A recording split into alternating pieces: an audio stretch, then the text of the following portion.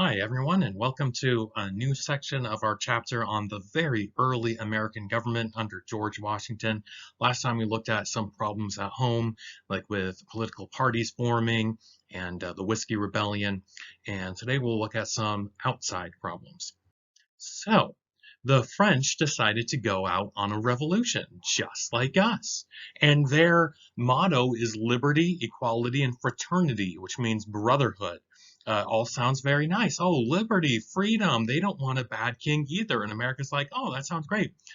They helped us with our revolution against a bad government. Now let's help them with their revolution against a bad government. French ideals seemed very similar to ours. Freedom, equality, no more bad kings. They even chose our flag colors, blue, white, and red. And by the way, the American flag is red, white, and blue. The French flag is blue, white, and red. Do not get those two confused. Then the French Revolution took a left turn and everyone started killing everyone. And it became what's called the Reign of Terror, where they just murdered everyone again and again and again and again. They set up a new government, and then they decided they didn't like the new government, and they killed all of them and set up a new government. Decided they didn't like their second new government, killed everyone in that government, set up a third government. As they had 10 governments in 10 years, and then another 4 or 5 governments in the next 20 years. And every time they're just murdering everyone. Really, really bad. By the way, take a look at um, this poster they have: unity, indivisibility, for the republic, liberty, equality, brotherhood. Ou la mort means or death. Give me brotherhood or I'll kill you. Wow, very, very violent these guys got. And here's a lovely picture of the guillotine, which was invented for this time. It was invented because a guy named Dr. Guillotine said hanging people takes too long and hurts too much. It's not very nice. Let's find a way of killing lots of people really quickly and painlessly. So he invented the guillotine, where there's this giant blade that chops off your head. Kind of gross. Anyway, we had signed a perpetual alliance and trade agreement with France saying we're always going to be your friends for all of time because you helped us in the revolution. Now that they've killed their king, Hamilton says, the guy we promised to be friends with forever, he's dead. They chopped his head off. And then the guy who chopped his head off got his head chopped off. Then the next guy got his head chopped off too. We owe nothing to this new French government. We do not need to be their friends. Jefferson, on the other hand, says, no, France helped us, we need to help them. So, of course, Hamilton and Jefferson are at odds now. Washington said, in typical Washington fashion, America will always be neutral for all time. America will never get involved in any European fighting. It's not our business. So a French guy named Citizen Genet came over. He was the French ambassador, and he wanted to have naval bases in America so that French ships can go attack English and Spanish ships in the Caribbean because they were fighting with Spain at the time and England. Washington said, no, we are neutral. You may not base, your military in American soil. So Genet says, fine. By the way, we call him Genet. He would call himself Genet probably, but whatever. We'll call him Genet. So Gannett said, forget the government. I'm going to go talk to the people and make speeches with the people and get the American people on board. So he's like going around Washington's back to try to get America to help him, even though the government said, no, we won't help. So he goes to thousands of parties all up and down the American coastline, and lots of people are on his side. Lots of people still do like France, no matter what they do and how awful they're being. And he convinces 12 ships to become privateers for France. 12 American ships are now basically part of the French Navy, and they captured 80 English and Spanish ships for themselves. This is not neutral. America declared neutrality. We're not going to get involved in the war. We're not going to help England. We're not going to help France. We're totally neutral. But then American ships go out and capture 80 ships. That's So Washington is furious that Citizen Genet would go behind his back and get America involved and dragged into a war that he wanted to be out of. So he ordered Genet to go back home. You're really not supposed to punish ambassadors in any way. The worst you're allowed to do is just kick them out of the country. So he kicks them out of the country. But in the last year or so that Citizen Gannett's been doing this, the government that told him to do that has all been executed. And there's a new government. And because Citizen Gannett was a part of the old government, they say, hey, if this guy ever shows up again in France, we're going to chop his head off. So Citizen Gannett runs back to Washington and says, please, President Washington, don't send me back home to die. Will you please, please, please, please let me stay here in America so I won't get guillotined? And Washington, being very kind and gracious, says, fine, you can stay in America under one condition. Keep your big fat mouth shut. You're not allowed to be in any more politics ever again. He says, oh, thank you, Mr. Washington. I promise I'll go retire. I won't get anyone involved in politics. And he does. He buys a farm in upstate New York. He meets the daughter of the governor of New York, Governor Clinton's daughter, and falls in love with her, and they get married and live happily ever after, and he keeps his big nose out of politics ever since. Now, Jefferson was so pro-France, and he was totally on the side of France, that now he's really embarrassed that, this whole thing's going on, and now Washington's mad at Jefferson for being pro-France, so Jefferson resigns, and it seems like Hamilton's winning the day. So during the French Revolution, France and England went to war with each other. But France is bothering us with Citizen Gannett and his whole thing. France is not being great to us. England is also not being great to us. So we're trying to be neutral to both countries, but neither country likes us very much at the moment. With England, England is not respecting our neutral rights at sea. We say we are neutral, don't want to pick a side, but they're almost treating us like the enemy. We felt that neutral nations should be able to trade with both France and England as they fight, but France says, no, you shouldn't trade with England, and England says, no, you shouldn't trade with France. And England ended up seizing 200 American ships, which is an act of war. But we can't do anything about it because we have no navy. They not only stole our ships and stole the cargo in the ships, they also often kidnapped the crew. They took the people, and it's called impressment. They forced them to join the Navy. See, the British Navy was really terrible. It's incredibly difficult work. It was also very, very dangerous. Long hours, low pay, high risk of brutal death, and not fun. So hardly anyone volunteered to join the Navy. And a lot of people ran away from the Navy, so they need more sailors. So they would just kidnap random people. Sometimes they would go to bars, and they would have a recruiter there, and the recruiter would sneakily put a coin in different people's drinks. And then when you drink your drink and finish up, there's a coin at the bottom. You pick up the coin and say, what's this? Say, that's your first paycheck. Welcome to the Navy. You touched the coin, therefore you accepted your job as the Navy. Or they would put a coin in their hand and go to shake someone's hand. Congratulations, you just accepted your first paycheck. You're now part of the Navy.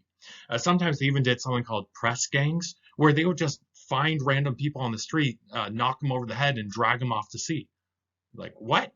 You can't do that. You can't just kidnap people from the military. Well, they did, and it was legal.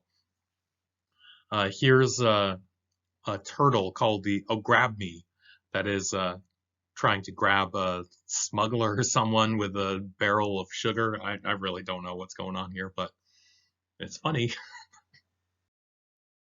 We finally sent John Jay, the Chief Justice of the Supreme Court, to England to negotiate and try to fix some of these problems. But we have no army and no navy, so we are really negotiating from weakness.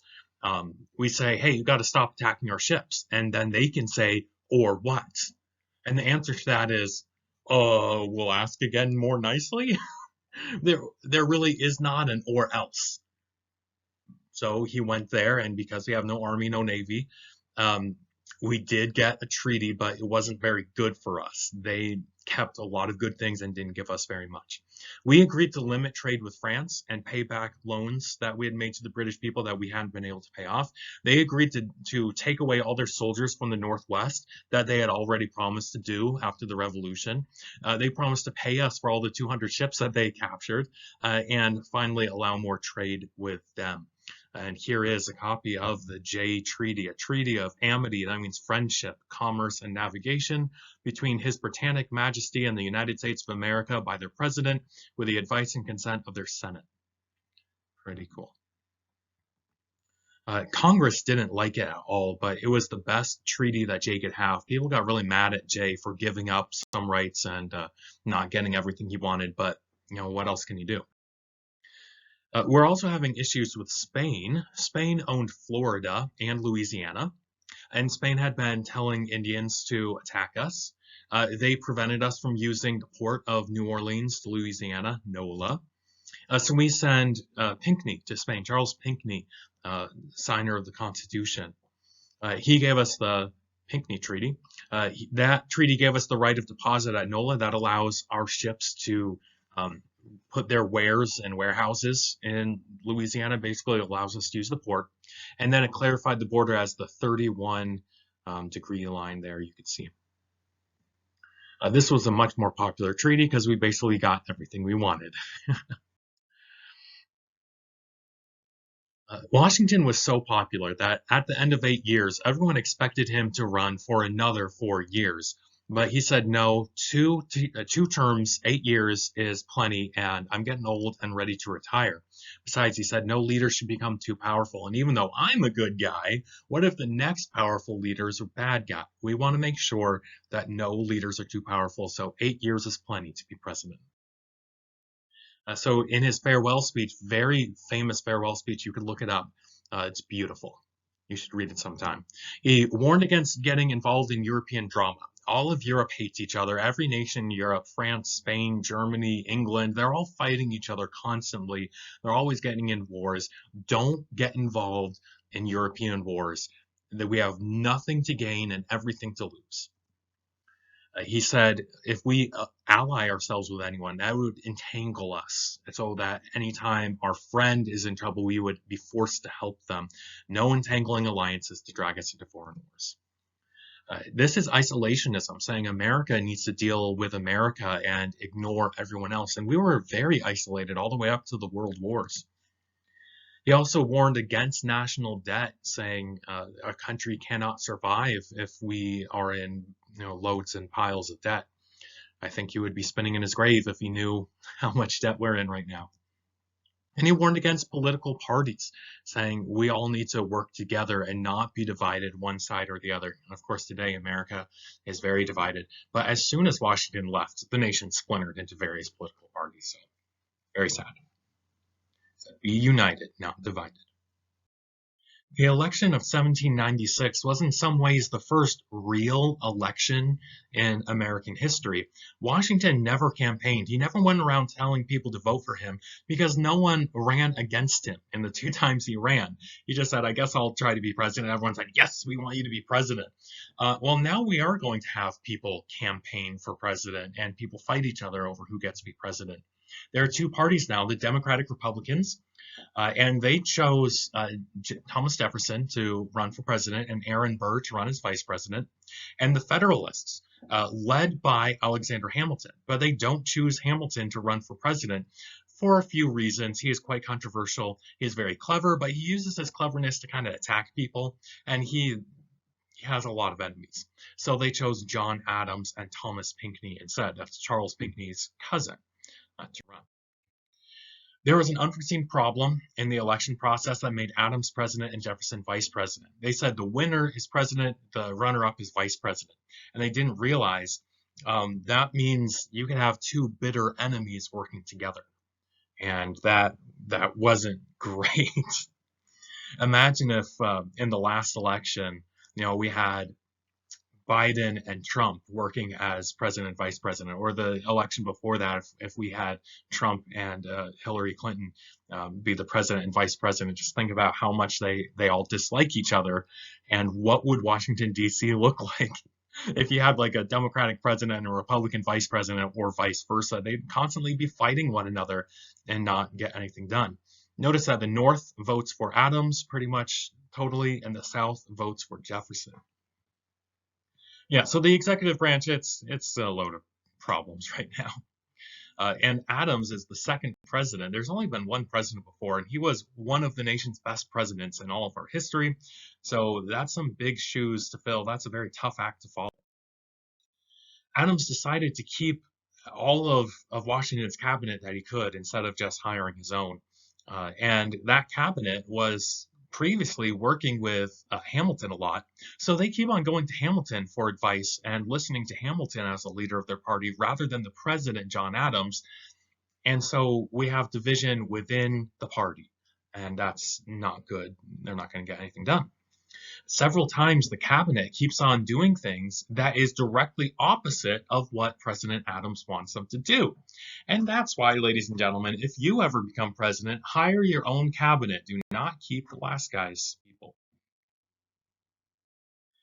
So the British promised to stop seizing our ships, and they paid for the 200 they seized and said they would stop, and they didn't stop. They kept on stealing our ships. And now the new French, surprise, surprise, there's a new French government. The new French government starts stealing our ships as well. So we're neutral, saying we want to be friends to both of you, and both of them say, but we want to be America's enemy. So, yeah, not good. Um, the British were angry. The French were angry that we made the Jay Treaty with England. They said we shouldn't be treating with them. So the French captured about 300 American sailors and said, we're going to hang your sailors. And of course, that made America very angry.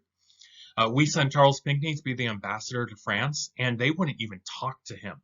They wouldn't even listen to what America had to say. That's not acting like an ally or a friend, is it? Many people wanted John Adams to declare war with France, but he said, no, I'm not going to declare war. I want to try diplomacy first. I want to try talking with them. But they won't listen to you. Well, I want to try, keep on trying. We are not ready for a war with France.